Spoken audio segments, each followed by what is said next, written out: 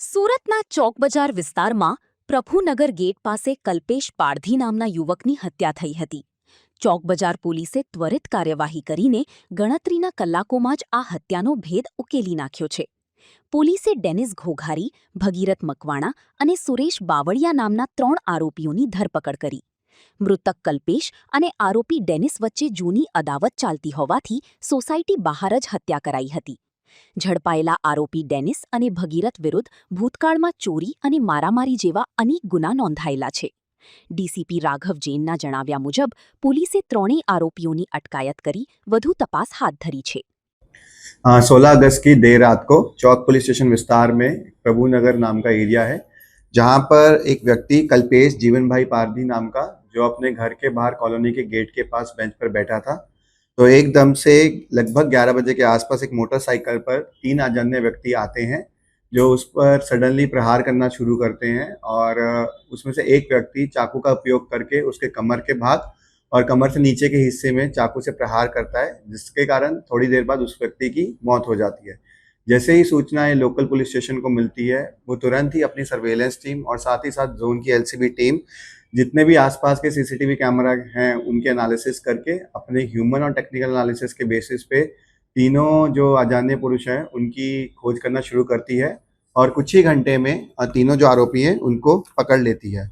तो जो आरोपी हैं, उसका जो मेन आरोपी पहला जिसने प्रहार किया है, उसका नाम डेनिस उर्फे डेनियो है. 24 साल का है, फिलहाल कोई काम नहीं करता और वो कतरगाम में रहता है और उसका मूल वतन जो अमरेली है. दूसरा जो आरोपी है उसका नाम भगीरथ है, 22 साल का, और वो हीरा मजदूरी का काम करता है और वेद रोड का रहने वाला है और मूल वतन उसका गिर सोमनाथ है. और तीसरा आरोपी सुरेश बावलिया, 23 साल का, हीरा मजदूरी का काम करता है और कतरगाम में ही रहता है और उसका मूल वतन बोटाड है. ये तीनों आरोपियों के खिलाफ केस दर्ज किया गया है भारतीय न्याय संहिता सेक्शन 103(1), 54 और गुजरात पुलिस एक्ट 135 के तहत. और इन्वेस्टिगेशन के दौरान हमें पता लगा कि ये जो बनाव हुआ है उसका कारण ये है कि जो तीनों आरोपी हैं, उसका कुछ समय पहले जो मरण जनार है उसके साथ बोलाचाली और झगड़ा हुआ था, उसी का बदला लेने के लिए अपनी पर्सनल रिवेंज के बेसिस पे उन्होंने ये प्लान किया और उस पर अटैक किया था. और जो हमारे तीनों आरोपी हैं, वो डेनिस, उसके ऊपर 16 गुना हैं पहले, जिसमें से मेजर प्रॉपर्टी ऑफेंसेस हैं और उसके ऊपर 3 बार पासा भी और 1 बार तड़ीपार की कार्रवाई कर दी गई है. दूसरा आरोपी भगीरथ, उसके ऊपर 7 पुराने गुना है, अगेन प्रॉपर्टी ऑफेंसेस, और उसके ऊपर भी 2 बार पासा की कार्रवाई की गई है. और जो तीसरा आरोपी सुरेश, उसका कोई क्रिमिनल रिकॉर्ड नहीं है. फिलहाल इन्वेस्टिगेशन जारी है और जो भी आरोपी से हमें सूचना मिलेगी वो हम मीडिया को प्रोवाइड करवा देंगे. जी, जैसे ही ये बनाव बना, उसमें हमने जब सीसीटीवी का एनालिसिस किया, हमें उसमें और जो टोल टैक्स प्लाजा पे जो सीसीटीवी लगे होते हैं, उसको देखते हुए हमें पता लगा कि ये जो सूरत से बाहर निकलने की कोशिश कर रहे हैं, तो हमने इनको दोनों तरफ से कॉर्डनिंग की कोशिश की और इनके पास जब बाहर जाने का रास्ता नहीं था, तो इन्होंने वापस सोचा कि हम सूरत या किसी आसपास के गांव में छिप जाते हैं, परंतु लोकल पुलिस टीम की एक्टिवनेस के कारण इनके पास कोई चारा नहीं था, उन्होंने तुरंत उनको पकड़ लिया. जी,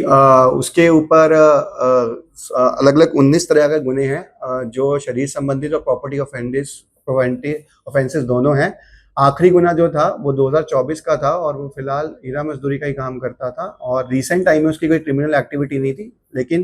पुराने समय में उसके ऊपर भी गुना दर्ज किए गए हैं. जी, जैसे मैंने बताया, कोई बहुत बड़ा मेजर रीज़न नहीं था और कोई भी लेती-देती का हमने बहुत इन्वेस्टिगेशन पता किया कि कोई फाइनेंशियल ट्रांजैक्शन, कोई पर्सनल रिवेंज, कोई फैमिली रिवेंज जैसी स्थिति हो, लेकिन उनकी आपसी ही बोलाचाली और झगड़ा था, जिसके कारण उन्होंने रिवेंज लेने के लिए प्रहार किया और इस प्रहार के दौरान जो इंजरी थी वो इतनी ज़्यादा हो गई कि अल्टीमेटली जो विक्टिम है उसकी डेथ हो गई.